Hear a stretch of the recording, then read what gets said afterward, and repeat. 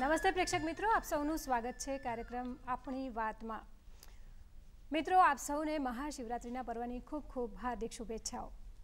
તમને ખબર છે કે મહાદેવજીનું આમ તો એમના ઘણા બધા નામ છે, ભોળાનાથ છે, મહાદેવ છે, શિવ કહીએ છીએ, પણ દક્ષિણામૂર્ત જે સ્વરૂપ છે એને ગુરુ સ્વરૂપ તરીકે ઓળખવામાં આવે છે અને આદિ શંકરાચાર્ય જે છે તે એ જ સ્વરૂપના પ્રતિનિધિ છે એવું માનવામાં આવે છે। મિત્રો, ગુરુ શિષ્યનો સંબંધ કેવો હોવો જોઈએ એ મહાદેવનું એ જે દક્ષિણામૂર્ત સ્વરૂપ છે એ હંમેશા માટે પ્રસ્તુત છે, કારણ કે એમણે હંમેશા શિક્ષા આપવાનું કામ કર્યું છે। પણ હા, એ વખતે તો સતયુગ હતો એટલે મહાદેવજી પરીક્ષા લેતા નહોતા અને ગુરુ શિષ્યના સંબંધનું બીજું એક ઉત્તમ ઉદાહરણ જોઈએ ને તો એ રામકૃષ્ણ પરમહંસ અને વિવેકાનંદ। તેમનો પણ એવો સંબંધ હતો કે જેમાં માત્ર શિક્ષા અને શિક્ષા હતી પણ પરીક્ષા નહોતી। મિત્રો, તમને થશે કે મહાશિવરાત્રિ, ગુરુ શિષ્ય, પરીક્ષા, આ બધું આજે કાર્યક્રમમાં શું છે? તો આજનો આપણો વિષય છે પરીક્ષાનો હાવ, કારણ કે હા, ફેબ્રુઆરી પૂરો થવા આવ્યો, માર્ચ એપ્રિલ આવે છે, બધા જ જે આપણા યુવા મિત્રો છે, સ્કૂલના જે સ્ટુડન્ટ્સ છે, વિદ્યાર્થીઓ છે, એ લોકોને તો હવે પરીક્ષાનો થોડો હાવ સતાવી રહ્યો હશે અને તૈયારીમાં લાગી ગયા હશે। જો કે હાવ રાખવાની જરૂર નથી અને તે કેમ નથી એ આજે આપણે આ કાર્યક્રમમાં ચર્ચા કરીશું। ભવનભાઈ, અને આમ જોવા જઈએ તો આપણી જે શિક્ષણ પદ્ધતિ અને પરીક્ષા પદ્ધતિ એમાં જે કેટલીક ત્રુટિઓ છેલ્લા કેટલાક વર્ષોમાં બહાર આવી છે તેના ફળ સ્વરૂપે આ એક વિદ્યાર્થીઓ અને વાલીઓ માટે પણ અગ્નિ પરીક્ષા સમાન પરીક્ષા હવે બનતી જાય છે। પણ કંઈ વાંધો નહીં, આપણે હંમેશા કંઈક ને કંઈક જે પડકાર હોય છે તેમાંથી બહાર નીકળવાનો પ્રયત્ન કરતા જ રહેતા હોઈએ છીએ અને એટલે જ આજે આ કાર્યક્રમમાં નીનાએ જેમ કહ્યું એમ પરીક્ષાનો હાવ એ અંગે આપણે વાતચીત કરીશું અને વાતચીતમાં પણ મજા કઈ રીતે આવશે આપણને કે કંઈક જાણવા મળશે, કેમ કે એવા ઓથોરિટી અધિકૃત મહાનુભાવોને આપણે અહીંયા આમંત્રિત કર્યા છે જેમનો પરિચય સાંભળતા જ આપને થશે કે તમારી ઘણી બધી સમસ્યાઓનો ઉકેલ આગામી કલાકમાં થઈ જશે। અને સાથે સાથે અહીંયા પેરેન્ટ્સ છે, સ્ટુડન્ટ્સ છે, એટલે મને લાગે છે કે એકદમ countdown to exam with confidence એવું આપણે વાતાવરણ ખડું કરી શકીશું તેવી શ્રદ્ધા છે। આપણે મહાનુભાવોનો પરિચય મેળવીએ તો શ્રી આર વરસાણી સાહેબ કે જો ગુજરાત માધ્યમિક શિક્ષણ બોર્ડના ચેરમેન છે। આપે ઘણી વખત અખબારોમાં, મીડિયામાં તેમનું નામ, તેમની કોમેન્ટ્સ, આખી સમગ્ર આયોજન જે પરીક્ષાનું છે, પરિણામ સુધીનું, તે તેમના હાથ અને તેમના અંતર્ગત તેમના વહીવટ હેઠળ થાય છે। ખૂબ મોટું કાર્યક્ષેત્ર છે। સાથે ડૉક્ટર જીતેન્દ્ર અઢિયા કે પ્રેરણાનું ઝરણું ફેમ, એટલું નામ કહેતા જ તમે તેમનો તરત જ આઈડેન્ટિફાય કરી શકશો, ઓળખી શકશો। તેઓ માઇન્ડ ગુરુ પણ છે, લાઈફ કોચ પણ છે અને યાદશક્તિ અંગે, માઇન્ડ ગેમ, માઇન્ડ કઈ રીતે આપણે કાર્યરત વધુ કરી શકાય તેની તેઓ પાસેથી વાતો આપણે સાંભળીશું। અને શિક્ષણ સાથે પણ સંકળાયેલા એક વ્યક્તિની જરૂર ચોક્કસ છે, કારણ કે વહીવટ છે, એક માઇન્ડ છે, પણ સાથે સાથે જે ગ્રાસરૂટ ઉપર શિક્ષણ સાથે સંકળાયેલા છે એવા ડૉક્ટર નીરવ ઠક્કર આપણી સાથે છે, જેઓ એજી હાઈ સ્કૂલ અમદાવાદના પ્રિન્સિપાલ છે અને સાથે મેં કહ્યું એ પ્રમાણે પેરેન્ટ્સ છે, સ્ટુડન્ટ્સ છે અને બીજા કેટલાક ઓડિયન્સ પણ છે। તો નીના, આપણે સૌથી પહેલાં આપણે જ્યારે વરસાણી સાહેબ જેવી એક final authority on the board exam આપણે કહી શકાય એવી વ્યક્તિ અહીંયા ઉપસ્થિત છે, ત્યારે તેમની પાસેથી એ જાણીશું કે આપણે પરીક્ષાનો હાવ ને એ બધી વાત ચોક્કસ આગળ કરીશું, પણ આખું પરીક્ષા તંત્રનું તમારી જે આગામી મને લાગે 13મી માર્ચથી પરીક્ષા શરૂ થાય છે, 12મી કે 13મી માર્ચથી, કઈ રીતે તમે અત્યારે સુસજ્જ થઈ રહ્યા છો? વિદ્યાર્થીઓ અને વાલીઓને થોડુંક આ બાબતમાં માર્ગદર્શન આપો। બોર્ડની પરીક્ષાઓ ધોરણ 10 લગભગ 9.5 લાખ વિદ્યાર્થીઓ ધોરણ 10ની પરીક્ષા આપશે। એવી રીતે સાયન્સના 2 પાર્ટ છે, 11મું 12મું કહીએ છીએ, પણ હવે આપણે 4 સેમેસ્ટરમાં વેચી દીધી છે, એટલે બીજું ને ચોથું સેમેસ્ટરની પરીક્ષામાં ચોથું સેમેસ્ટર પણ 13મી માર્ચથી પરીક્ષા લેવાશે। Plus HSC higher secondary general, જેમાં આર્ટ્સ અને કોમર્સના વિદ્યાર્થીઓ હોય છે, લગભગ 5.5 લાખ વિદ્યાર્થીઓ પરીક્ષા આપશે। અમારી તૈયારીની જ્યાં સુધી વાત છે, સૌથી પહેલાં ક્વેશ્ચન પેપર બનાવવું એ સૌથી અઘરી વાત અમારા માટે હોય છે।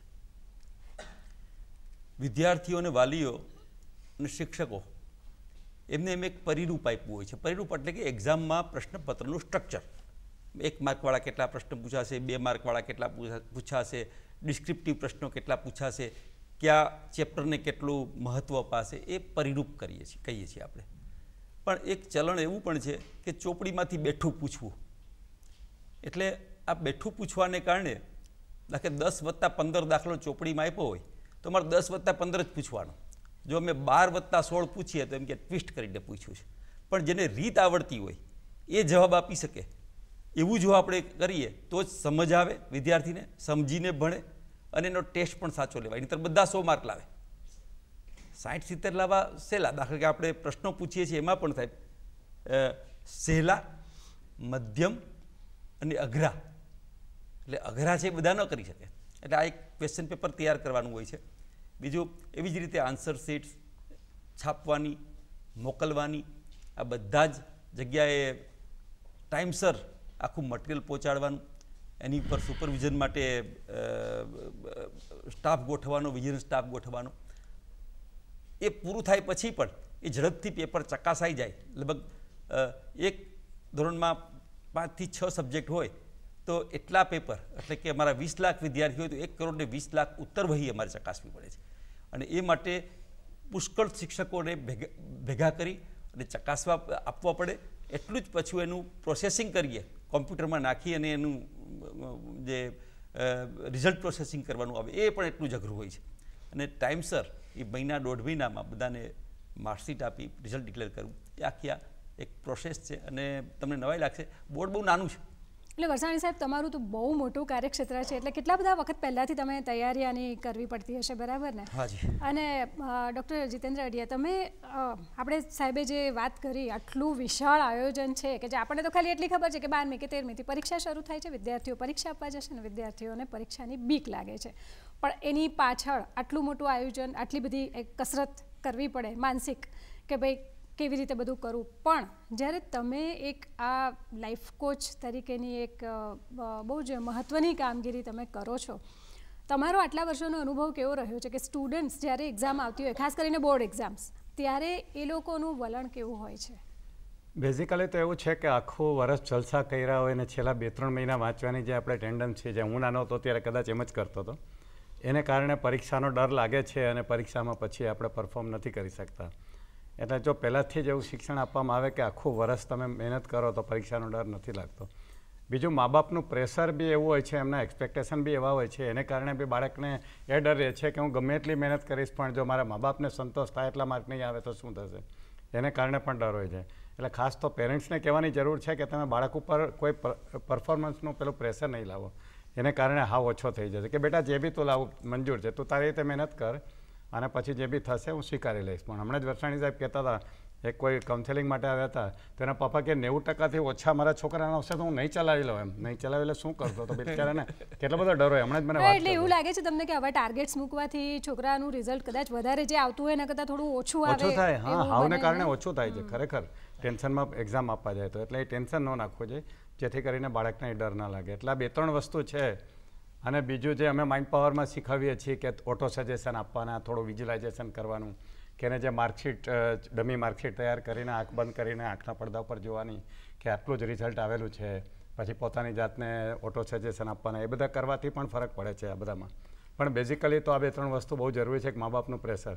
મેં જોયું છે ને, મા બાપને સલાહ આપવાની જરૂર છે, બાળકને આમાં કાંઈ કરવાની જરૂર બહુ સાચી. એટલે ડૉક્ટર નીરવભાઈ, આમાં એવું પણ થાય છે કે અમે લોકો જ ઘણી વખત પૂછતા હોય છે ઘરમાં કે બહાર આજુબાજુ સર્કલમાં કોઈ નાના છોકરાનું એક્ઝામ હોય, એ લોકોની પરીક્ષા, તો અમે એની મમ્મીને પૂછીએ કે તમારી એક્ઝામ આવીને હવે એમ, એટલે મોઢા પર આમ ખાસો એવો કંટાળો, થાક, ટેન્શન, પ્રેશર, ભાર, બધા ભાવ મોઢા પર લાવીને કે હા હા છે એક્ઝામ અને હવે તો 15 દિવસ જાય એટલે શાંતિ.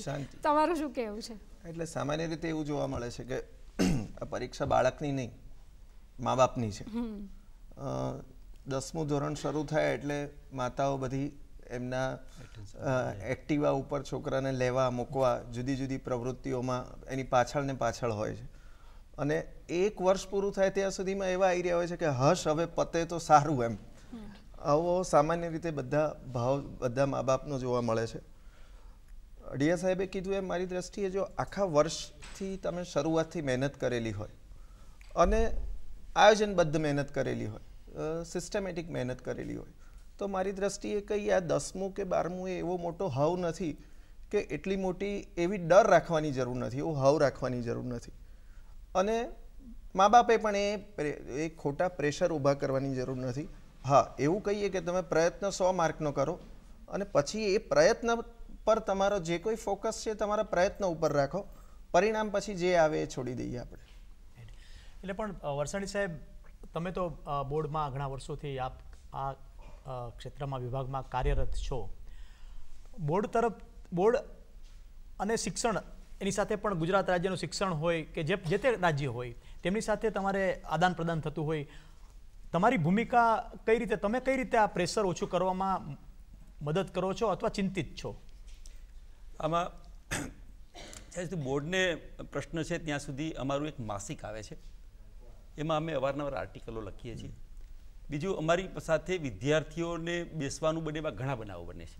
અમે સ્કૂલનું કોઈ ફંક્શન રાખે તો અમે એ શરતે જ જઈએ છીએ કે વિદ્યાર્થીઓ જોડે વાર્તાલાપ કરવાનો હોય તો અમે ફંક્શનમાં આવશું. વિદ્યાર્થી, વાલી અને શિક્ષક આ ત્રણને ભેગા કરો, 2-2.5 કલાક અમને જોડે વાત કરવા દો, પછી તમારું કંઈ ફોર્મલ ફંક્શન હોય તો પછી અમે એટેન્ડ કરશું. એક આગ્રહ કરવાથી મને લાગે છે વિદ્યાર્થીઓ એકદમ મોકળા મને વાત કરે છે મારી સાથે. હમણાં જ લુણાવાડા લગભગ 6 સ્કૂલના વિદ્યાર્થીઓ જોડે વાર્તાલાપ કરીને આવ્યો. મહિના પહેલાં બરોડામાં લગભગ 1000 વિદ્યાર્થીઓ અને વાલીઓ ભેગા થયેલા. અમે લગભગ 3 કલાક સુધી એક ધારી ચર્ચાઓ થઈ અને બીજું કશું જ નહીં, સીધી પોઈન્ટ ઉપર સીધી ચર્ચા કરી, એમાં બહુ મજા આવી. પણ આપ જે વાત કરીએ, હું સીધો સેન્ટરમાં બેઠો છું. આ પરીક્ષામાં વાલીઓ અને વિદ્યાર્થીઓનો મારે ત્યાં સતત મારો ચાલતો હોય છે અને જેમ એક્ઝામ નજીક આવી જાય અથવા પરીક્ષાના પ્રશ્નો થાય એટલે રોજ મારી પાસે ઓછામાં ઓછા 20-25 વાલી આવતા હશે. એટલે મારે પહેલું તો આપને પણ કહેવું છે, અહીંથી હું દૂરદર્શનથી શરૂઆત કરું કે આ છેલ્લી ઘડીએ આપણે રાખીએ છીએ.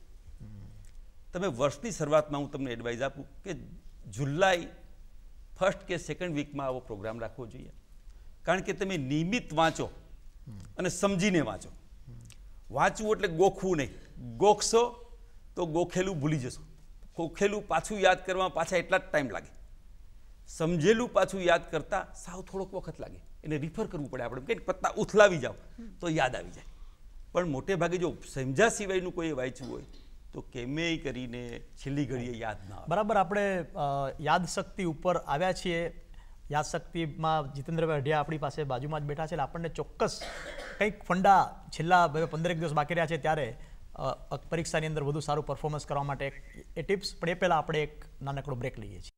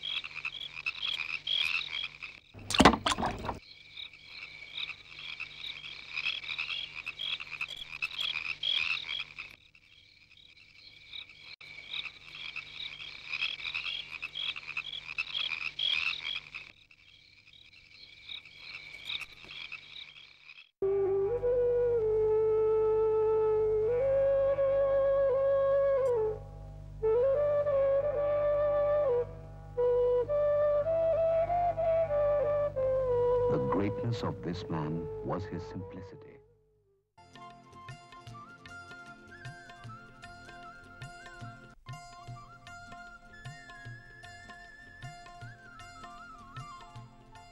Welcome back. આપણી વાત આગળ વધારીએ. આપણે વાત કરી રહ્યા છીએ પરીક્ષાના હાવની. જેમ બ્રેક પહેલાં વરસાણી સાહેબે બહુ સરસ વાત કરી કે વર્ષની શરૂઆતથી જ તૈયારી હોય અથવા તો આવા કોઈ પ્રોગ્રામ હોય એની શરૂઆત કરવી જોઈએ, જેથી જે વિદ્યાર્થીઓ છે તેમને તેમની તૈયારી કરવામાં બહુ સરળતા રહે અને જે હાવ છે ઊભો ના થાય. પણ હવે આ વર્ષની જ વાત કરીએ તો અત્યારે ફેબ્રુઆરી તો પૂરો થવા આવ્યો અને આપણી દિવસો પણ બહુ ઓછા રહ્યા છે. તો અડિયા સાહેબ, તમને શું લાગે છે આટલા દિવસમાં જો તૈયારી કરવાની હોય તો એ વાસ્તવિકતા સ્વીકારીને શું કરવું જોઈએ? એમાં એવું છે કે એક તો ભગવાને આપેલી આપણને કુદરતી મેમરી છે, યાદશક્તિ, અને બીજું માણસોએ વૈજ્ઞાનિકોએ ડેવલપ કરેલી અમુક ટેકનિક છે. અત્યારે આવા ટાઈમે તો એ ટેકનિકનો ઉપયોગ કરવો પડે. જેવી રીતે એક એસોસિએશન ટેકનિક છે, લિંક ટેકનિક. જેવી રીતે આપણે નાનપણમાં A ફોર એપલ ને B ફોર બોટ એવી રીતે શીખ્યા હતા, એ જ રીતે આમાં એને એપલ સાથે જોડ્યો અને બીને બેટ સાથે જોડ્યો. એવી રીતે આપણે જે યાદ રાખવું છે, આપણે એકચ્યુઅલી જે યાદ રાખીએ છીએ ને ચિત્રોની ભાષામાં યાદ રાખીએ છીએ. આપણું સબકોન્શિયસ માઇન્ડ છે એ ચિત્રો સંગ્રહ કરે છે. એટલે કોઈ પણ વસ્તુને તમે ચિત્રમાં કન્વર્ટ કરી અને વિઝ્યુલાઇઝ કરીને અંદર નાખી દો, પણ એની સાથે એક નોન વસ્તુને અનનોન સાથે જોડી દો. જે રીતે નાનું બાળક શીખે ત્યારે એને એ ખબર ના હોય પણ એપલ ખબર હોય, એટલે એપલની સાથે એને વારે વારે જોવાથી એને એ યાદ રહી જાય છે. એ રીતે એક લિંક ટેકનિક છે, એનો ઉપયોગ કરીને તમે ઘણી બધી વસ્તુ યાદ રાખી શકો છો. અને બીજી એક પેગવર્ડ ટેકનિક છે. ખાસ કરીને મને યાદ છે, હું નાનો હતો ત્યારે આંકડાઓ યાદ રાખવામાં બહુ તકલીફ થતી અને એને કારણે થઈને વિદ્યાર્થી ભૂલી જતો ને ટેન્શનમાં રહેતો. તો એના માટેની એક પેગવર્ડ ટેકનિક છે કે જેની અંદર તમે કોઈ પણ આંકડાઓને શબ્દોમાં ફેરવી ને પિક્ચરમાં ફેરવીને યાદ રાખી શકો છો. આવી બધી જો ટેકનિકનો ઉપયોગ કરો તો ચોક્કસ. ઉદાહરણ આપશો કોઈ? તમે તમારા એક પ્રોગ્રામમાં જોયું છે કે હું પબ્લિકમાંથી જે શબ્દો લઈને કરું છું. દાખલા તરીકે હું જે પબ્લિકમાં ઓડિયન્સમાં ડેમોન્સ્ટ્રેશન આપું છું, એમાં મારી પાસે 1 થી 100 સુધીના ચિત્રો તૈયાર છે. 1 નંબરનું ટાઈ, 2 નંબરનું ની, એવી રીતે. અને કોઈ મને કહે કે 1 નંબર પર આ યાદ રાખો, 2 નંબર પર આ યાદ રાખો, તો બંને ચિત્રોને હું સાથે જોડી અને હું વિઝ્યુલાઇઝ કરી લઉં છું. એટલા માટે મને ફટાફટ યાદ આવે છે અને લોકોને ખબર નથી હોતી કે આટલું ફાસ્ટ કેવી રીતે યાદ રાખું છું. તો આ લિંકિંગ અને પેગિંગ બે ટેકનિકથી થાય છે.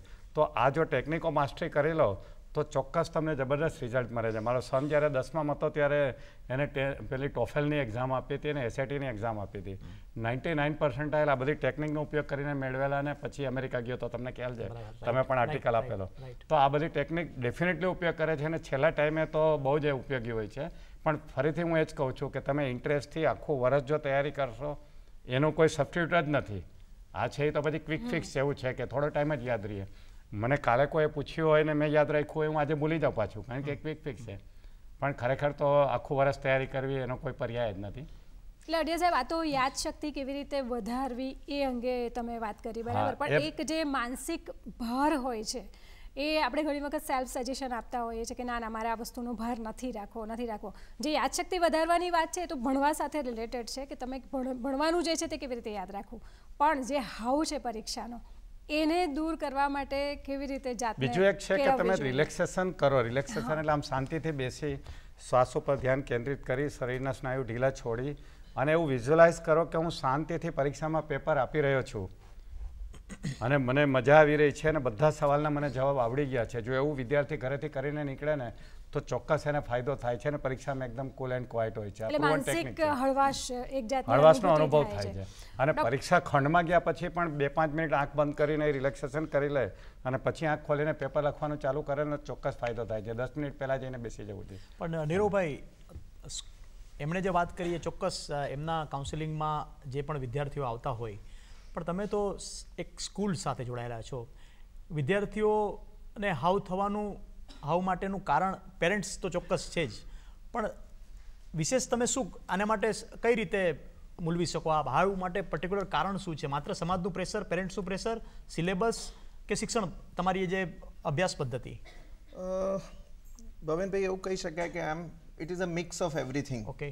દરેક વસ્તુનો થોડોક ભાગ છે. પણ ખાસ કરીને જ્યારે એક પ્રકારનું વિદ્યાર્થી પોતે પ્રેશર લઈ લે કે મારો એક ટાર્ગેટ છે, એક લક્ષ્ય સુધી પહોંચવું છે મારે, એવા લક્ષ્ય સાથે બહુ જ પોતાના મન ઉપર લઈને કામ કરતો હોય, એટલે કેટલીક વાર એવું જોવા મળે છે કે હોશિયાર વિદ્યાર્થીઓને પ્રેશર વધારે થતું હોય છે. જે નબળો વિદ્યાર્થીઓ હોય થોડો બિંદાસ થઈને પરીક્ષા આપતો હોય છે, પણ જેણે પોતાના લક્ષ્યાંકો મૂક્યા હોય અને એને એવો ક્યાંક એમાં ઊણો ઉતરતો દેખાય, બીજાના ટાર્ગેટ કરતાં પોતાના ટાર્ગેટ બનાવેલા હોય, ત્યારે થોડુંક આવું જોવા મળ્યું છે. હોશિયાર વિદ્યાર્થીઓને આવું થોડુંક એક ચિંતા હોય છે અને કેટલીક વાર પરીક્ષાના સમય પહેલાં આમ ચક્કર આવવા કે બેહોશ થવું કે એવું પણ જોવા મળે છે. અમે પરીક્ષા ખંડમાં હોઈએ ત્યારે કેટલીક વાર અઢિયા સાહેબે કીધું એમ, જો ઊંડા શ્વાસ અમે આવીએ, પંખા નીચે બેસાડીએ, ઊંડા શ્વાસ લેવાનું કહીએ અને પછી થાય તો કદાચ રિલેક્સ થઈને પાછો પરીક્ષામાં બહુ સારી રીતે આપી શકે છે. પણ આ તમામ વસ્તુઓનું જુદા જુદા વ્યક્તિઓમાં જુદું જુદું કામ કરતું હોય છે. ડૉક્ટર નીરવભાઈ, તમે તો આખું વર્ષ સતત રીતે વિદ્યાર્થીઓ સાથે જોડાયેલા હો છો. એવું નથી કે એક પર્ટિક્યુલર ટાઈમ આવે ત્યારે જ, તો તમે એમને હંમેશા એમનું નિરીક્ષણ કરતા હશો.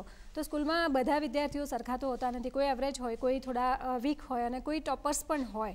તો આ બધામાં જે ટોપર્સ હોય છે એ લોકોમાં અને જે વીક સ્ટુડન્ટ છે અથવા એવરેજ છે, એમાં તમે કેવી રીતે, એ લોકોના વલણમાં તમને શું ફેર લાગે છે જેથી પરીક્ષા વખતે એ લોકોને હાવ ઊભો થતો નથી ને પરિણામ સારું લાવી શકે છે? એવું કહીશ કે જે વિદ્યાર્થીઓએ સતત આખા વર્ષ દરમિયાન તૈયારી કરેલી હોય છે, અને નોર્મલી હું જે શાળામાંથી આવું છું, પેરેન્ટ એટલા જાગૃત છે કે લગભગ બધા વર્ષની શરૂઆતથી સતત તૈયારી કરતા હોય છે. એટલે એ લેવલે પ્રેશર ઓછું. હું જે મારી શાળાની વાત કરું તો એમાં મેં એવું જોયું છે કે હોશિયાર વિદ્યાર્થીઓમાં વધારે પ્રેશર જોઉં છું. નબળા વિદ્યાર્થીઓને એટલું બધું પ્રેશર નથી હોતું. એ લોકો આમ હેપી ગો લકી, એમનો ટાર્ગેટ 50-60% છે અને એટલું મળી જાય છે અને એટલું એમને મળતું રહે છે, એ પ્રમાણે તૈયારી કરતા હોય છે. જે વિદ્યાર્થીઓ આવા જે લક્ષ્ય લઈને બેઠા હોય છે ને પોતે પોતાના લક્ષ્યાંકો બનાવેલા હોય છે, એમાં થોડુંક આવું પ્રેશર જોવા મળે છે. પણ અમે સ્કૂલ કક્ષાએ સતત આવા કાર્યક્રમો કરતા હોઈએ છીએ. અઢિયા સાહેબ જેવા જુદા જુદા ટ્રેનરો એમના દર મહિને 2 મહિને લેક્ચર્સ રાખતા હોઈએ છીએ. વર્ષની શરૂઆતમાં અમે કેરિયરના સંદર્ભમાં પણ પ્રોગ્રામો રાખતા હોઈએ છીએ કે ભાઈ કેરિયર, તમારી કઈ કઈ કેરિયર હોઈ શકે અને એની સાથે સાથે તમારે એ કેરિયર મેળવવા માટે કેવી રીતે તૈયારી કરવી જોઈએ.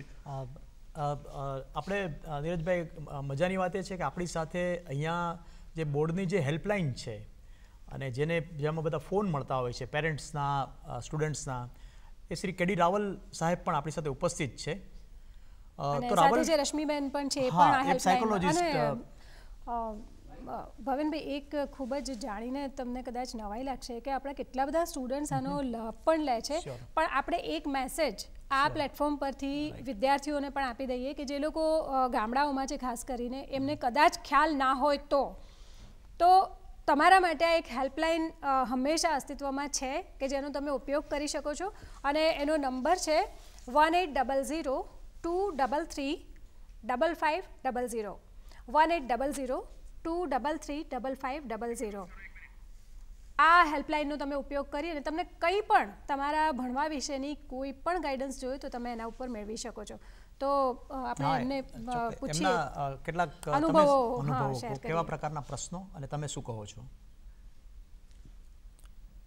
વર્ષ 2008થી બોર્ડ દ્વારા હેલ્પલાઇન ચાલુ કરવામાં આવી.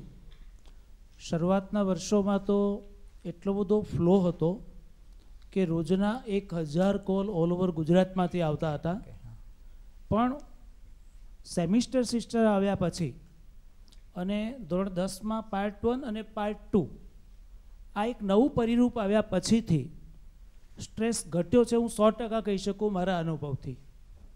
2008થી 2010 સુધીનો એક સમયગાળો એવો રહ્યો કે જ્યારે અમારે વિદ્યાર્થીઓને દિવસમાં 3 વખત કોલબેક કરીને કાઉન્સેલિંગ કરવું પડતું હતું. રાત્રે 10 વાગે હું મારા ઘરેથી ફોન કરું, સવારે છાપું જોઉં પાછું. થેન્ક ગોડ કે આટલા વર્ષોમાં જેમણે અમારી હેલ્પલાઇનનો સંપર્ક કર્યો છે એવા કોઈએ સ્યુસાઇડ કર્યું નથી.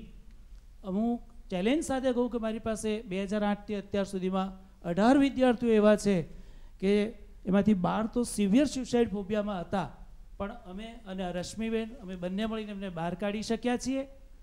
એમાંથી 15 છોકરાઓ એવા છે કે આજે આગળ ભણી રહ્યા છે, 3 એમના પિતાજીના વ્યવસાયમાં છે, આગળ છે. એ રીતે અમે હેલ્પફુલ થઈ ગયા છે, ખૂબ હેલ્પફુલ થઈ શક્યા છીએ.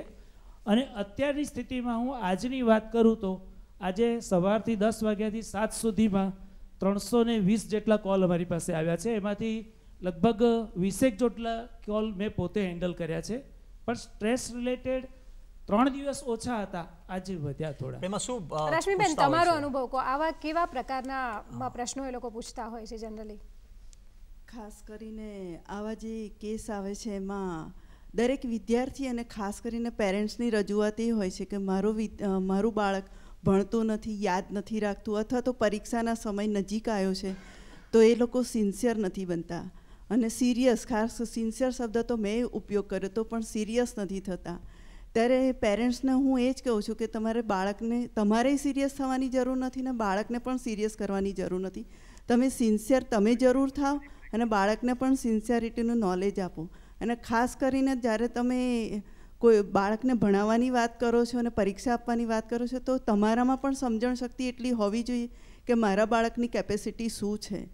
કાલે જ એક પેરેન્ટ્સનો ફોન હતો, મધર હતા, એમને એવું કીધું કે મારા બાળકના 78% પ્રિલિમમાં આવ્યા છે પણ એને 90% લાવવાના છે, એની બહેને પણ 90% લાવ્યા હતા, તો મારું આ બાળક પણ 90% જ લાવે. જ્યારે વિદ્યાર્થી સાથે મેં વાત કરી ત્યારે વિદ્યાર્થીએ એમ કીધું કે બેન મારી કેપેસિટી 78%ની છે, હવે મમ્મી એવું કે બેન 90% લાવી છે તો ત્યારે પણ 90% લાવવાના અને તારે પણ મેડિકલમાં જ જવાનું છે. ત્યારે મેં મધર સાથે ફરી વાત કરી, તમારું બાળક આવી રીતે જ્યારે ફોન આવે ને તો તમે ધારો કે મધરે તમને ફોન કર્યો તો તમે એ વખતે જો વિદ્યાર્થી હાજર હોય તો તેની સાથે અથવા બીજા સભ્યો સાથે પણ વાત કરતા હો છો? બધાની સાથે વાત કરીએ અને જ્યારે આ લોકોને આવી સિવિયર એવો લાગે ત્યારે અમે ઘણી વખત મારા ઘેર પણ બોલાવું છું અને યોગ્ય જગ્યાએ જ્યાં લાગે ત્યારે વ્યક્તિગત કાઉન્સેલિંગ માટે, કારણ કે વિદ્યાર્થીની લાસ્ટ મોમેન્ટ ઉપર જ્યારે હેલ્પલાઇન મહિના અગાઉ શરૂ થઈ હોય ત્યારે વિદ્યાર્થીની કન્ડિશન ખૂબ જ ખરાબ થઈ જતી હોય, કારણ કે મા બાપનું પ્રેશર એટલું બધું હોય છે કે બેન લાવ્યા, ફ્રેન્ડ્સ લાવ્યા, કે આજુબાજુ અથવા તો કોઈ સગા સંબંધીના ઘરે પણ એના પણ ટકા વધારે આવ્યા હોય ત્યારે મારા બાળકના પણ એટલા જ આવ્યા. ત્યારે મા બાપની આટલી બધી અપેક્ષા હોય તો મા બાપનું અન્ડરસ્ટેન્ડિંગ લેવલ પણ સમજવું પડે. ત્યારે હું એ લોકોને ગ્રુપમાં બોલાવું છું કે મમ્મી, પપ્પા અને જે વિદ્યાર્થીને એક્ઝામ આપવાની હોય એ ત્રણેય જણ સાથે આવે, ત્રણેય જણને વ્યક્તિગત સાંભળીને પાછા ત્રણેય જણને ગ્રુપ કાઉન્સેલિંગ કરીને એ લોકોને રિલેક્સ, તમારું બાળક જેવું છે એવું જ એને સ્વીકારો. બહુ આ એક સારો પ્રયત્ન છે, કારણ કે આનાથી ઘણો વિદ્યાર્થીઓને સીધો લાભ મળી શકે છે. એમને એક ક્યાંક ગૂંચવાતા હોય તો એમને એક ત્રીજો એક ખૂણો મળી રહે કે ઘરના હોય, મિત્રો હોય, પણ સાથે આવું કંઈક ગાઈડન્સ મળે તો એમને મજા પણ આવે ને સારું પણ લાગે છે. મિત્રો, આ રસપ્રદ ચર્ચાને આગળ વધારીશું. સમય છે એક નાનકડા વિરામનો. આપ જોતા રહો ડીડી ગિરનાર.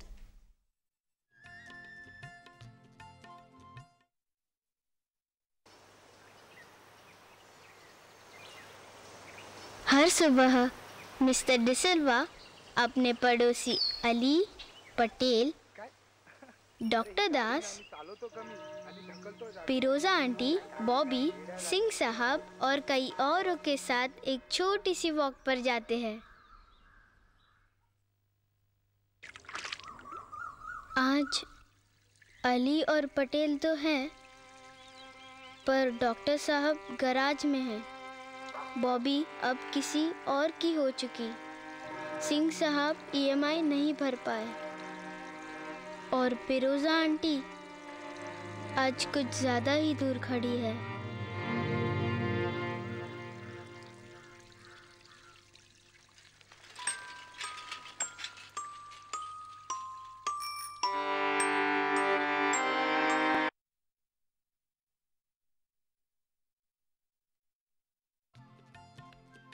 નિષ્પક્ષ સમાચાર, જન સમુદાયને સ્પર્શતી ઘટનાઓનો સાચો ચિતાર.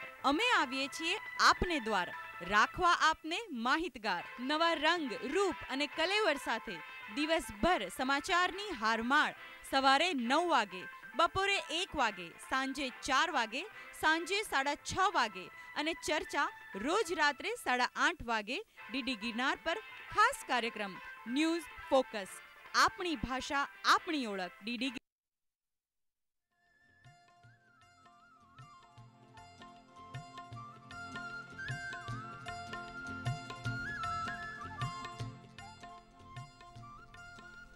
Welcome back. આપણે વાત કરી રહ્યા છીએ પરીક્ષાનો હાવ. આપણી સાથે ઓડિયન્સમાં આસ્કા મસ્કરિયા છે કે જે બોર્ડમાં ટોપર છે. એટલે આપણે અત્યારે જે બધી વાતો કરીએ છીએ ચોક્કસપણે એક કન્સલ્ટન્સી કહી શકાય, પણ આમણે તો પ્રૂવ કરી બતાવ્યું છે જીતેન્દ્રભાઈ. તો આસ્કા, તમારા એક અમને ઓપિનિયન બતાવો વિદ્યાર્થીઓને, વાલીઓને, કે બોર્ડના ટોપર્સ અથવા તો વધુ ઉચ્ચ માર્ક મેળવવા માટે તમે કઈ રીતનું આયોજન કર્યું હતું? શું રિઝલ્ટ શું આવ્યું તમારું? મારું 10મામાં સેન્ટરમાં 6 રેન્ક હતો અને 12મામાં 99.98% હતા. એટલે હું એક વસ્તુ કહેવા માગીશ કે આપણે યાદશક્તિને એ બધાની દિગ્ગજોએ વાત કરી કે એ બધું કરીએ, પણ 3 કલાક જે પરીક્ષા ખંડમાં આપીએ છીએ ને ત્યારે આપણી માઇન્ડની સ્થિતિ સારી હોવી બહુ જરૂરી છે. લાઈક બધું કરીને આવ્યા હોઈએ પણ પછી લખી જ ન શકીએ કે એવા કોઈ સ્ટ્રેસમાં આવી જઈએ કે ભાઈ ત્યારે મમ્મીના વિચારો આવે, એટલે ત્યારે કોઈના વિચારો આવે કે આમાં નામ કરશે તો આમાં નહીં આવડ્યું, તો એકાદ વસ્તુ ના આવડ્યું તો ઇટ્સ ઓકે, લેટ ગોની વૃત્તિ રાખવી જોઈએ કે ભાઈ એક વસ્તુ ના આવડતું બાકીના 99% તો સારી રીતે કવર કરીએ. અને બીજી વસ્તુ એ કે મેં મારી રીતે એવું કર્યું હતું કે મેં એક માર્કશીટ, જેમ જીતેન્દ્ર સરે કહ્યું, માર્કશીટ પ્રિપેર કરી હતી અને હું જ્યારે પણ ભણું ત્યારે મારા નોટિસ બોર્ડ ઉપર એ સ્ટીક કરી લીધેલી હતી કે મારા આમાં આ માર્ક આવવો જોઈએ, આમાં આ માર્ક આવવો જોઈએ. એટલે એ પ્રમાણે રોજ મને મોટિવેશન થતું રહે. મારા મમ્મી પપ્પાનો પણ ખાસો એવો સપોર્ટ હતો, એ લોકો રોજ મને મળવા આવતા હતા. કે એવું ના થાય કે તમે માર્કશીટ તમે બનાવો તો એ ટાર્ગેટમાં તમે બંધાઈ જાઓ ત્યાં, એવું ક્યારે? હા, એટલે ટાર્ગેટ તો હંમેશા ઊંચા જ રાખવાના. પપ્પાનો એક ગોલ હતો કે કામ કરતા જાઓ પણ ફળની આશાઓ લીસ્ટ રાખો, પણ એનો મતલબ એવો નહીં કે ગોલ ના રાખો. ગોલ બને એટલા ઊંચા રાખવાના, પણ એટલે ન આવે તો ડિસઅપોઇન્ટ થવાનો કોઈ પ્રશ્ન નથી, કારણ કે મમ્મી પપ્પા હંમેશા સાથે જ રહેતા હતા. એ લોકો બહુ જ પણ એ વખતે તમને એવું થતું હતું કે મારે આ કરિયર બનાવવી છે તો એના માટે મારે આટલા પર્સન્ટેજ જરૂરી છે જ, એ આવવા જ જોઈએ, એ ધ્યાનમાં રાખીને તમે મહેનત કરતા હતા? અમે લોકો મેડિકલમાં એડમિશનનું તો પાક્કું હતું, પણ બીજે મેડિકલમાં જ એડમિશન જોઈએ છે એના માટે બહુ ઊંચા પર્સન્ટેજ લાવવા બહુ જ જરૂરી હતા. એટલે એનો એક પ્રકારનો સ્ટ્રેસ તો હતો જ કે ભાઈ ટોપ 100માં લાવવું હોય તો ઇટ્સ સો મચ ડિફિકલ્ટ. પણ એનો મતલબ એવો નહીં કે તમારા ટોપ 100 શું 101માં આવી ગયો તો એટલે ડિસઅપોઇન્ટ થઈ જવું. મમ્મી પપ્પા એ રીતે બહુ જ મનોબળ પૂરું પાડ્યું છે. આપણી સાથે બીજા પણ એવું લાગે છે કે ખાસ આ બધી વાતોમાંથી શું નીકળે છે કે ગોલ મેળવવા માટે સ્ટ્રેસ અને વર્ક હાર્ડ તો કરવું જ પડે છે. સ્ટ્રેસ પણ સ્ટ્રેસને કઈ રીતે હેન્ડલ કરવાનો છે. કોઈ પણ સક્સેસફુલ વ્યક્તિને તમે જોશો તો એને ટાર્ગેટ હશે, સ્ટ્રેસ હશે, પણ એને કઈ રીતે મેનેજ કરવાનો છે, હેન્ડલ કરવાનો છે. અને ધારો કે એમાં કદાચ નિષ્ફળતા મળે તો પણ એ લાઈફનો એન્ડ નથી એમ માનીને આગળ વધવાનું છે. એટલે સ્ટ્રેસને તમે કેટલું તમારી જાતે હળવું કરી શકો છો એ વધારે મહત્વની વસ્તુ બને છે. આપણી સાથે એક બીજા પણ અહીંયા નાનકડા સ્ટુડન્ટ છે, એમને એમની કેરિયર માટે વાત કરી છે. તમારું માઇક્રોફોન ક્યાં છે તમારું? એમને આપશો પ્લીઝ. તમારું નામ શું છે? દીક્ષિતા. દીક્ષિતા. તમારું નામ શું છે? સાહિલ. સાહિલ. તમે શેમાં અભ્યાસ કરો છો? HBK school. HBK અને કયા સ્ટેન્ડર્ડમાં છો? 10th standard. અને શું બનવાનું છે તમારે? I want to become a chef. Chef થવું છે એટલે આ કેરિયર તમને એવું નથી લાગતું થોડી જુદી છે બધાના કરતાં? પણ નક્કી છે એવું જ બનવું છે તો એના માટે મહેનત કેવી રીતે કરશો? એના માટે પર્સન્ટેજ આઈ થિંક શું વધારે લાવવા પડશે. તો મહેનત કરી લેશો એટલી? હા. લાગે છે તમને એવું કે કોઈ સ્ટ્રેસ વગર કે સહેલાઈથી તમને મળી જશે આ? ના, થોડી ડિફિકલ્ટી થશે. પણ મહેનત કરી લેશો, બરાબર? હા. દીક્ષિતા ક્યાં છે? જી બોલો, આપને શું કહેવું છે? 8th standard. હા. So I want to know that what should be done for 10th standard. Any preparations? એમને 10મા ધોરણની પરીક્ષાની તૈયારીઓ વિશે વસાણી સાહેબ. બહુ ટૂંકી વાત છે. એક તો 10મું હોય, 11મું હોય, 12મું હોય, તમે જ્યારે ટેક્સ્ટ બુક વાંચો ત્યારે સમજીને વાંચવાની છે. ઘણીવાર એવું બને કે 10મામાં ભણતા હો પણ એમાં 5માનો એક સિદ્ધાંતનો ઉપયોગ કરીને 10માનો દાખલો પૂછતા હોય. 5મા ધોરણમાં આવેલું એક સિદ્ધાંત બરાબર તમે સમજ્યા ન હો તો 10માનું એના પછીનો એડવાન્સ સિદ્ધાંત તમને સમજાય નહીં. એટલે પાયો પાકો કરવા પડે, જરૂર પડે તો તમે બીજા, ચોથા, 5મા, 7માની ચોપડી રિફર કરતા અચકાવો નહીં. જેટલો પાયો પાકો એટલું તમે સ્વસ્થ રીતે પરીક્ષા આપી શકશો. મારે એક નાનકડી વાત બધાને કેવી છે જે બહુ અગત્યની છે. સમજીને વાંચેલું હશે તો ટૂંકા સમયમાં તમને યાદ આવશે, ફટાફટ તમે લખી શકશો. ઇવન છેલ્લી ઘડીએ નહીં વાંચેલું હોય તો આવડશે. મારા એક કલેક્ટર હતા KD પરમાર સાહેબ, ઇઝ નો મોર રાઇટ નાઉ, પણ એ કોમ્પિટિટિવ એક્ઝામમાં પણ છેલ્લા 2 દિવસ વાંચતા નહીં કે મારે શા માટે વાંચવું જોઈએ, આખા વર્ષાની મેં શું કર્યું છે, મારે વાંચવાની કંઈ જરૂર નથી. એટલા કોન્ફિડન્ટ. અને ધ્યાન રાખો કે તમે જેવા ગભરાયા એટલે બધું ભૂલી જવાના, જેવો આત્મવિશ્વાસ આવ્યો બધું યાદ આવવાનું. તમને એમ થશે કશું વાંધો નહીં, જે સહેલું સૌથી છે લખવાનું ચાલુ કર્યું એટલે બધું જ તમે વાંચેલું, સમજીને વાંચેલું ફટાફટ યાદ આવશે. અમે હમણાં લુણાવાડા ગયા તો અમારી જોડે એક અરવિંદ રાણા કરીને એક આવી ટ્રેનિંગ આપે છે, એ ભાઈને લઈ ગયેલા અમે. એને પહેલો પ્રશ્ન વિદ્યાર્થીઓને પૂછ્યો કે ફલાણી ચેનલ પર કયો પ્રોગ્રામ આવે છે? એટલે બધાએ કીધું ટપુડાનો પ્રોગ્રામ આવે છે. કે ટપુડાને પપ્પાનું નામ શું? તો બધા કે જેઠાલાલ. વિદ્યાર્થીઓ લગભગ 800-900 વિદ્યાર્થીઓ હતા. એક પાત્રનું નામ એટલા મોટેથી બધા બોલ્યા કે હસી હસીને બધા બેવડા વળી ગયા. બધું યાદ રહ્યું. સિરિયલમાં આવે છે બધું યાદ રહે, તો ચોપડીમાંનું કેમ ન યાદ રહે? ખાલી ગભરાટ થાય છે આપણે. ગભરાટ કાઢો એટલે સમજીને વાંચેલું ઓટોમેટિક યાદ આવશે, એમાં કોઈ જાતની તકલીફ પડશે નહીં. એટલે 10માનું આપ વાંચવા બેટા બેસો તો સમજીને વાંચજો. કેટલાક બાળકો સીઈંગ થ્રુ જેને કહીએ, ચોપડી સામે પડી હોય પણ વાંચતા ન હોય, સમજતા ન હોય.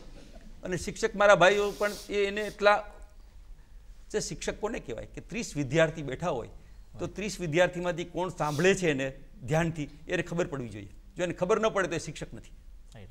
અને એને ક્યાં નહીં સમજાય તમને ખબર હોય અને ફરીથી સમજાવે અને તમે સમજી જાઓ, એ જ આખું શિક્ષણનું મૂલ્ય છે. શિક્ષણ એટલે ભાઈ કે મારે સેફ થવું છે બધું બરાબર, પણ શિક્ષણ એટલે તમારો વ્યાપ અને ઊંડાણ. કોઈ પણ સબ્જેક્ટમાં વ્યાપ અને ઊંડાણ કેટલું આવી શકે, તમારી શક્તિ કેટલી છે ઊંડાણ પકડવાની, એ શિક્ષણ. એટલે તમે પછી ગમે તેવો અજાણ્યો સબ્જેક્ટ. સાહેબની વાત એકદમ સાચી છે, પણ જીતેન્દ્રભાઈ તમને એવું નથી લાગતું કે વાલીઓ એક્ઝામમાં એના સંતાનોને મૂકવા જાય 3 કલાક સુધી, ઘણા વાલીઓ તો બહાર હોલની બહાર સ્કૂલની બહાર ઊભા રહે, અને વિદ્યાર્થી જે પરીક્ષાર્થી છે એને એટલું બધું એક એમ લાગે કે આખી દુનિયાની, સમાજની, કુટુંબની, મારા મમ્મી પપ્પાની નજર આ મારા દેખાવો ઉપર છે. એમાં કંઈક હવે રૂટીન અનધર એક્ઝામ એમ કરીને બધા વાલીઓ એવું ના કરી શકે કે હવે એક પ્રસંગની ઉજવણી થતી હોય ને એવી રીતે તમે ટિપ્સ આપો. સાહેબ મારો એક્ઝામ્પલ કહું, મારો દીકરો શ્રી નારાયણ ગુરુ પેલી સ્કૂલ છે એમાં ભણતો તો 10માની એની પરીક્ષા હતી. મને એ પણ યાદ નહોતું રહેતું કે ક્યારે પરીક્ષા દેવા ગયો અને ક્યારે આવ્યો પાછો. પહેલી વાત ક્યારે હું મૂકવા લેવાને મેં કોઈ પણ બાળકમાં ટેવ નથી પાડી. અને એનું રિઝલ્ટ સવારે આવ્યું ને હું બિઝી હતો, રાત્રે 10 વાગે ફોન કર્યો ઘરે, ત્યારે હું ભૂલી જ ગયો હતો કે એનું રિઝલ્ટ હતું. મારી વાઈફને બધું પૂછ્યું, મને કે તમે આજ કંઈ પૂછતા નથી. મેં શું પૂછવાનું? તો કે આપણા દીકરાનું રિઝલ્ટ હતું. મેં તો હા, એ તો ભૂલી ગયો. શું આવ્યું? તો કે માથું તમારું સ્કૂલમાં 1લો નંબર આવ્યો. આખા ગામના ફોન આવી ગયા, એના પપ્પાનો ફોન રાત્રે આવ્યો કે શું થયું રિઝલ્ટ. હું એટલું બધું લાઇટલી લેતો, અને એ છોકરો એટલો ટેન્શન ફ્રી ભણ્યો કે અત્યારે અમેરિકામાં ઇકોનોમિક્સનો પ્રોફેસર છે ન્યુયોર્કની અંદર. એને મેં ક્યારેય ટેન્શન નથી રાખવા દીધું, કારણ કે એને એટલું બધું સિરિયસલી લેતો જ નથી એમ બીજા મમ્મી પપ્પા લે છે. મેં એવી ટેવ જ નહોતી પાડી કે લેવા જાઓ મૂકવા જાઓ 3 કલાક લેશન નથિંગ. જિંદગીની આ છેલ્લી પરીક્ષા નથી, સમજી લો બધા. ને એટલા બધા ઓપ્શન છે જિંદગીમાં કે શા માટે ગભરાશો? એક નહીં તો બીજું, બીજું નહીં તો ત્રીજું, લાઈન લાગી છે તમારા માટે કેરિયરની. અને કેરિયર કંઈ એવું છે કે સાયન્સવાળો જ કેરિયર કરે? અરે આર્ટ્સવાળા ક્યાંના ક્યાં પહોંચી જાય છે અને સાયન્સવાળાની જે નોકરી કરતા હોય એવું બને. એટલે ઊંડાણ અને વ્યાપ, આ 2 વસ્તુ પકડશો જિંદગીમાં ક્યાંય પાછા નહીં પડો. વસાણી સાહેબ, આટલા સહેલા શબ્દોમાં તમે જે બહુ જ ઊંડી વાત જે સમજાવીને, તો આપણે તો આશા રાખીએ કે આપણે આ બધા જે બેઠા છે અત્યારે ઓડિયન્સ તરીકે એમને પણ, અને આપણા જે જોઈ રહ્યા છે તે તમામ વ્યુઅર્સને બહુ જ એક સારો લાભ આનો મળશે. પણ ડૉક્ટર નીરવભાઈ, મને તમને એ પૂછવું છે કે આપણે બધા ઘણા બધા કારણોની ચર્ચા કરી. આ ચર્ચાનો આખો એક નિષ્કર્ષ એવો નીકળે છે કે પહેલેથી તૈયારી કરો તો સારું છે અને છેલ્લે કરો તો તમારે સ્ટ્રેસ મેનેજમેન્ટ કરવું પડે. પણ સાથે સાથે કેટલીક વાતો છે જે સાઈડમાં રહી જતી હોય છે. એક ટ્યુશન્સ, પ્રાઇવેટ ક્લાસીસ, આ બધું જે છે એના લીધે શું થાય છે કે એક જે વિદ્યાર્થીઓના મેં ઓપિનિયન જાણ્યા છે એ લોકોના પ્રમાણે કહું છું કે એ લોકોને એનાથી હાઉ જે પરીક્ષાનો આપણે કહીએ છીએ ને એના થકી ઊભો થાય છે કે ભાઈ સ્કૂલમાં તમે જે ભણો છો એ પૂરતું નથી, તમારે આ કરવું જ પડશે અને તો જ તમને આનાથી લાભ થશે. તમારું શું કહેવું છે?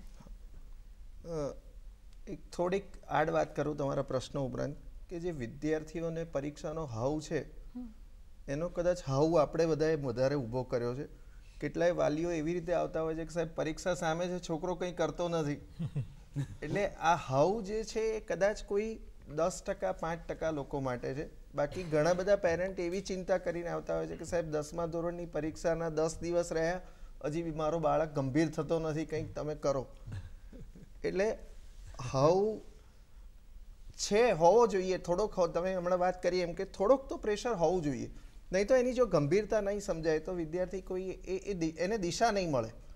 એ જે દિશામાં એને મોકલવો છે એ દિશા મળવી બહુ જરૂરી છે. અને એ દિશા માટે મેનેજ સ્ટ્રેસ, તમે એને એવો સ્ટ્રેસ જરૂરી છે કોઈ પણ સફળ વ્યક્તિ માટે. અમિતાભ બચ્ચન કાયમ એવું કહે છે કે હું એન્કરિંગ કરવા જાઉં ત્યારે પહેલાં તો મારા પગ ધ્રુજતા હોય છે હજી આજની તારીખે, અને પછી હું સેટલ થઉં છું. એટલે એ સ્ટ્રેસ છે એ તમારા પરફોર્મન્સ માટે બહુ જરૂરી છે. એટલે વિદ્યાર્થીના સારા પરફોર્મન્સ માટે એક લેવલનો સ્ટ્રેસ જરૂરી છે, હું એવું માનું છું. તમે જે વાત કરીએ કે ટ્યુશન્સ ને એ બધું મારી દ્રષ્ટિએ સપ્લિમેન્ટરી છે, એ બધું ટોપઅપ્સ છે, મેઇન કોર્સ નથી. મેઇન કોર્સ તો વિદ્યાર્થીએ જાતે તૈયારી કરવાની છે, મૂળભૂત રીતે વિદ્યાર્થીએ જાતે સમજવાનું છે. હા, શિક્ષકો એને મદદ કરી શકે, પણ અલ્ટિમેટલી મહેનત કરવાની છે વિદ્યાર્થીએ પોતે કરવાની છે. સ્કૂલ છે, ટ્યુશન્સ છે, બધું સાહિત્ય છે, જે સપોર્ટિંગ બધું લિટરેચર આવે છે, રેફરન્સ બુક્સ છે, એ બધું એક્સ્ટ્રા બધું સપોર્ટ છે. પણ વિદ્યાર્થી જ્યાં સુધી જાતે મહેનત નથી કરતો, પોતે નથી કરતો, ત્યાં સુધી બહુ પરિણામ નથી મળતા. બહુ સાચી વસ્તુ છે, કારણ કે જે છે તે વિદ્યાર્થીએ પોતે કરવાનું છે. બીજા બધા ઘણા બધા ફેક્ટર્સ છે, બધા પર આધાર રાખીને કંઈક કરવા જાય તો જે મેઇન એનું જે ફોકસ છે એ કદાચ એને બાજુમાં રહી જાય અને પરીક્ષાને ભૂલીને બીજું મગજમાં આવી જાય એવું બને. ચર્ચા આગળ વધારીશું. સમય છે એક નાનકડા વિરામનો. આપ જોતા રહો ડીડી ગિરનાર.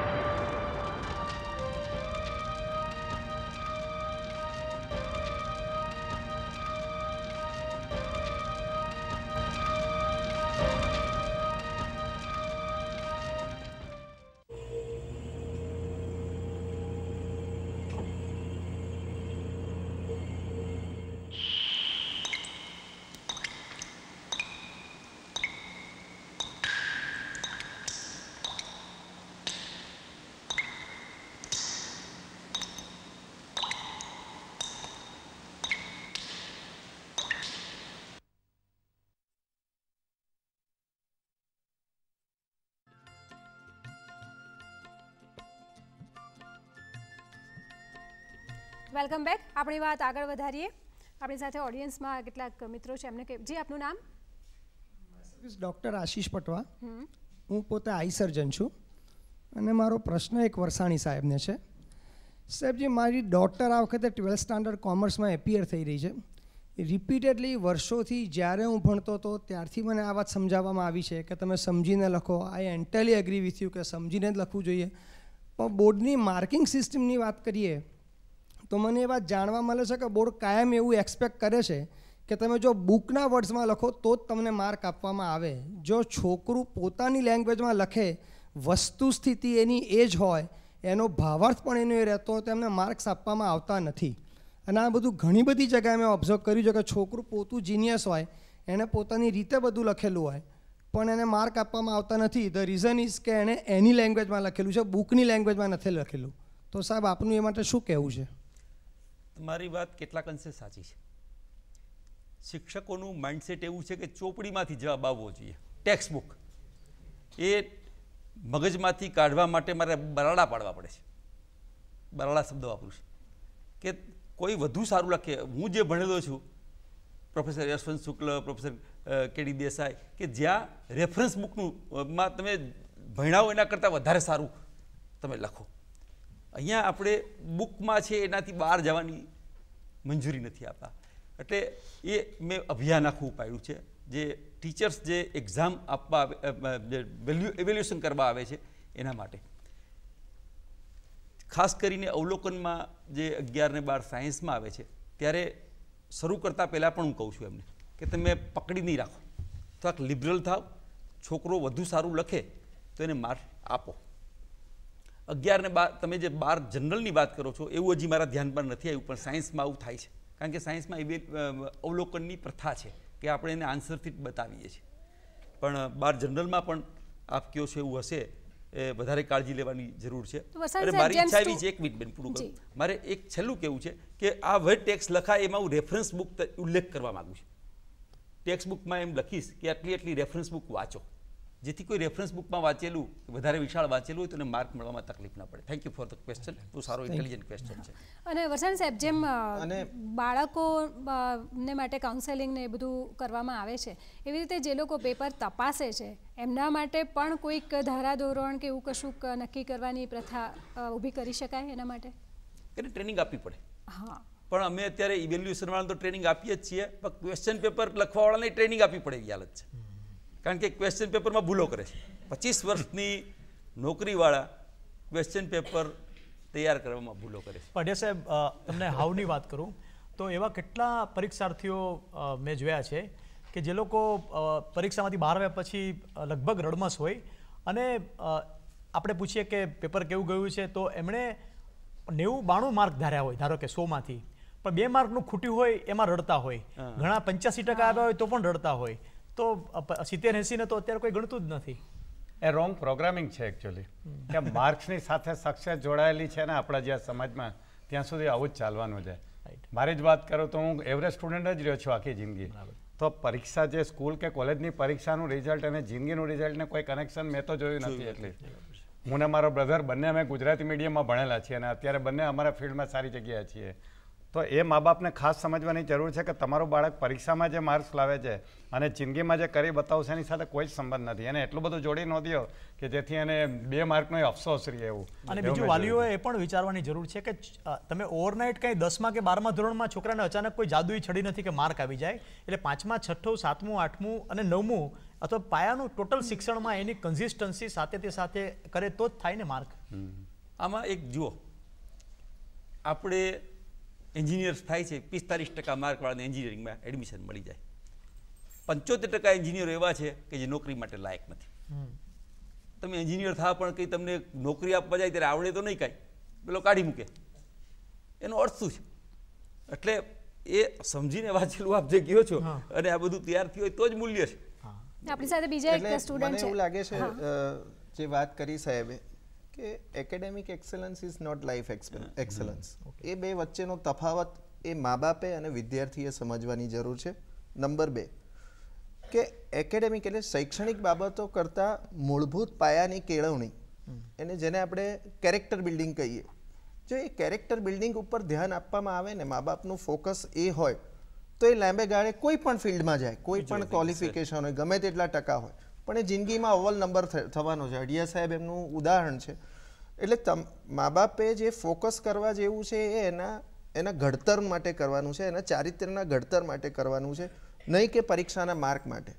પરીક્ષાના માર્ક છે આપણી સિસ્ટમ છે ને એમાં એડમિશન કદાચ તમને સારી જગ્યાએ મળી ગયું ને તમે મેડિકલ કે એન્જિનિયરિંગમાં પહોંચી ગયા, પણ પછી તમારી હાલત આવી જ થાય કે જે તમે જોબલેસ બેઠા હો અને એના બદલે કોઈ BSc થયેલો કે BA ગ્રેજ્યુએટ થયેલો હોય અને જો એનું કેરેક્ટર ને એનું ઘડતર બહુ જ સ્ટ્રોંગ થયેલું હોય તો એ કદાચ ક્યાંય આગળ હશે. એટલે મારી દ્રષ્ટિએ જો મા બાપ મૂળભૂત આ તફાવત સમજે કે માર્ક ગુણ મેળવવાને બદલે ગુણવાન બનાવે તો મારા ખ્યાલથી વધારે આપણે એટલે ભણતરને જેટલું જ ઘડતર ઉપર બી ભાર આપે. બહુ સાચી વાત છે. એ મહત્વની. આપણી સાથે એક બીજા સ્ટુડન્ટ છે, આસ્થા આપનું નામ રાઈટ? તમે તમારું શું રિઝલ્ટ હતું? મારે 99.47% આવેલા હતા 12થમાં. ઓકે, 12થમાં. હા, અત્યારે સેકન્ડ યર બીજે મેડિકલ કોલેજમાં. Second year. તમે કેવી રીતે તૈયારી કરેલી?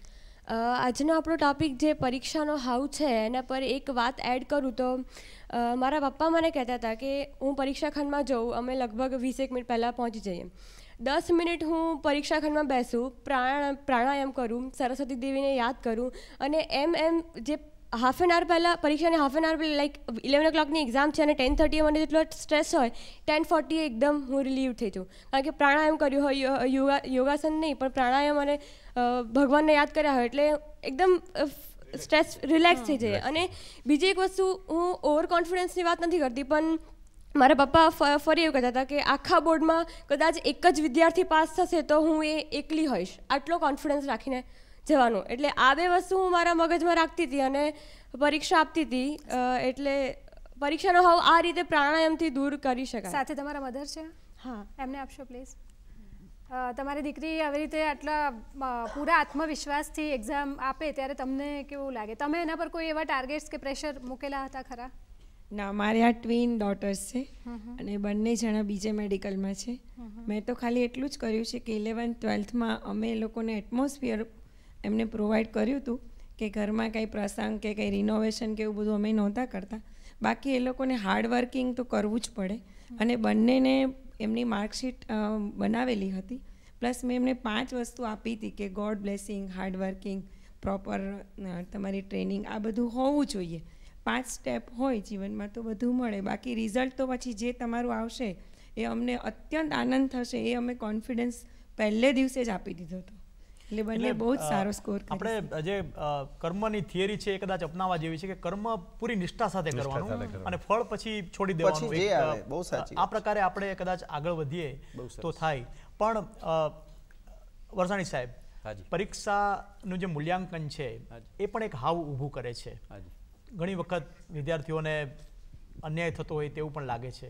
તો કંઈક આ વખતે સિસ્ટમ કઈ રીતની ફૂલપ્રૂફ છે? ને પરીક્ષામાં જે આન્સર કી છે એ તો પહેલેથી અમે ઇવેલ્યુએશન કરવાવાળા શિક્ષકોને આપેલી હોય છે, એટલે એમાં કોઈ બીજી મુશ્કેલી નથી આવતી અને એ હાવ પણ રાખવા જેવું નથી. એક પેલા ભાઈએ જે પ્રશ્ન કરેલો એવું કે કદાચ કોઈ વિદ્યાર્થી વધારે સારું લખે અને છતાં એને માર્ક્સ ન આપે, એ ન બનવું જોઈએ, એની કાળજી રાખવાની જરૂર છે. બાકી આ જે શિક્ષકો તપાસે છે પેપર અને એમાં બહુ કંઈ ખાસ મને મુશ્કેલી લાગતી નથી. હા, 11-12ના OMRમાં ઘણીવાર કયો જવાબ સાચો એની માટે ઘણી મથામણો થાય છે. ક્યારેક 2 જવાબ સાચા હોય, ક્યારેક 1 પણ સાચો ન હોય, એવું બને છે અને અમે એના માટે પૂરતી તક આપીએ છીએ. આવતી વખતે અમે કી પણ મૂકવાના છે. કી મૂકી દઈશું અને 10 દિવસ આપશું સ્ટુડન્ટ્સને કે એને જે કંઈ એના સજેશન્સ હોય કે આન્સર માટે, ખાસ કરીને જેને બીજે મેડિકલમાં એમાં એડમિશન લેવું છે, એક માર્ક માટે લડાઈ છે, એ લોકો વધારે આમાં રસ લે છે. એ જ છે, બીજું તો કંઈ ખાસ છે. અડિયા સાહેબ, સંક્ષિપ્તમાં સમય થવા આવ્યો છે એટલે કહું છું સંક્ષિપ્તમાં એ તમારો એક મેસેજ સ્ટુડન્ટ્સ માટે. ખાસ તો જે વ્યક્તિ લક્ષ્ય સાથે ભણવા બેસે છે ને, એમના મા બાપે કહેવું નથી પડતું કે તું તૈયારી કર, વાંચ, આમ તેમ. જીવનમાં લક્ષ્ય નથી હોતો એટલા માટે થઈને એને વાંચવામાં તકલીફ પડે. તો દરેક વિદ્યાર્થીને મારો ખાસ સજેશન કે કાંઈ અત્યારે લક્ષ્ય રાખેલો પછી બદલી શકો છો. દાખલા તરીકે મેં જ ડૉક્ટર તરીકેનો લક્ષ્ય રાખેલો એટલે હું ભણ્યો હતો, પણ અત્યારે હું આખી જુદી લાઈનમાં જતો રહ્યો. પણ ભણવા માટે એક તમારી પાસે બહાનું જોઈએ, એટલે જિંદગીનો લક્ષ્ય નક્કી કરી લો અને જે લક્ષ્ય છે એનું વિઝન બોર્ડ બનાવી લો, જે અમે માઇન્ડ પાવરમાં શીખવીએ છીએ કે એનું એક ચિત્ર, તમારે ડૉક્ટર બનવું છે, હાર્ટનું સર્જન બનવું છે, તો હાર્ટ સર્જન તરીકે તમે કામ કરી રહ્યા છો, એન્જિનિયર તરીકે કામ કરી રહ્યા છો, એવું ચિત્ર બનાવીને રૂમમાં લગાવી દો અને ડેઇલી આંખ બંધ કરીને વિઝ્યુલાઇઝ કરો કે આજથી 5 કે 10 વર્ષ પછી હું આ કામ કરતો હોઈશ કે કરતી હોઈશ. બસ એ જો તમે વિઝ્યુલાઇઝ કરવાનું ચાલુ કરશો તો બધા ઇવેન્ટ તમારે આશા મુજબના જ બનશે, દરેકે દરેક વસ્તુ. પરીક્ષાના 10-12 દિવસ બાકી રહ્યા છે ત્યારે હું એકદમ ટિપ્સ આપવાની હોય તો એટલી આપું કે બહાર જવાનું ટાળો, ખોટા ઉજાગરા ના કરશો, પૂરતી ઊંઘ લો. કેટલાક છેલ્લા દિવસોમાં રાત્રે ઉજાગરા કરીને ભેગા થઈને વાંચે ને એવી બધી પ્રવૃત્તિને ટાળો. પૌષ્ટિક ખોરાક લો. વેહિકલ ખાસ કરીને એવોઇડ કરો. 10મા-12માના વિદ્યાર્થીઓ વેહિકલ, કારણ કે એવા કેટલા કેસ બને છે કે છેલ્લી મિનિટે એક્સિડન્ટ થયો અને પછી પ્રશ્નો ઊભા થાય, તો એવા વેહિકલ ચલાવવાનું ટાળો. તમે જે વાંચી ગયા છો એનું પુનરાવર્તન વધારે કરો. નવું વાંચવાનું હવે સમય નથી છેલ્લા 10 દિવસમાં, એટલે સતત તમે જે નવું કરેલું છે એનું પુનરાવર્તન કરો અને રિલેક્સ થઈને વાંચો. એક મિનિટ, રાહુલ સાહેબને કંઈક જરા આપણી પાસે હાર્ડલી 1 મિનિટનો જ સમય બાકી છે, પ્લીઝ. મારે વિદ્યાર્થીઓને ખાસ એ કહેવાનું કે પરીક્ષા દરમિયાન તમને કંઈ પણ મુશ્કેલી અનુભવાય, પરીક્ષા આપ્યા પછી પણ કંઈ મુશ્કેલી અનુભવાય, બેઠક ક્રમાંક લખવામાં, ક્વેશ્ચન પેપર સેટ લખવામાં, રિસિપ્ટ અનુસંધાને પણ કંઈ પ્રોબ્લેમ ઊભો થયો હોય તો તરત હેલ્પલાઇનનો સંપર્ક કરો. બધા જ રસ્તા નીકળી જશે, તમારે ક્યાંય દોડા નહીં કરવું પડે. હેલ્પલાઇન નંબર રિપીટ કરીએ છીએ. હેલ્પલાઇનનો નંબર છે 1800-233-5500. સવારે 10 થી સાંજે 7 સુધી કાર્યરત રહે છે. તો તમે સંપર્ક કરી શકશો. તમે ગમે એવી સમસ્યા હશે તો અમે સોલ્વ કરી દઈશું. 4 ડિજિટનો નંબર પણ કંઈક રખાય તો જોજો આ 10-12 દિવસમાં. હા, એક સારું સજેશન છે. તો ભવનભાઈ, સમય થવા આવ્યો છે એટલે વરસાણી સાહેબ, ડૉક્ટર અઢિયા, ડૉક્ટર નીરવભાઈ, ખૂબ ખૂબ આભાર અને આપ સૌનો પણ ખૂબ આભાર. મિત્રો, આવતા વખતે મળીશું ફરી એક નવા વિષય સાથે. પણ હા, એક વાત ખાસ નોંધી લેજો કે આવતા ગુરુવારથી આપણો સમય કાર્યક્રમનો બદલાઈ રહ્યો છે. સાંજે 7 વાગે આપણે મળીશું અને એક નવા વિષય સાથે. તો સૌ વાતની એક વાત એ છે કે પરીક્ષાનો કોઈ હાવ રાખવાની જરૂર નથી. આરામથી પરીક્ષા આપો, એકદમ રિલેક્સ મગજ રાખીને પરીક્ષા આપો અને કંઈક ગોલ સામે રાખો તો પરિણામ ચોક્કસ સારું જ મળશે. All the best. Best wishes.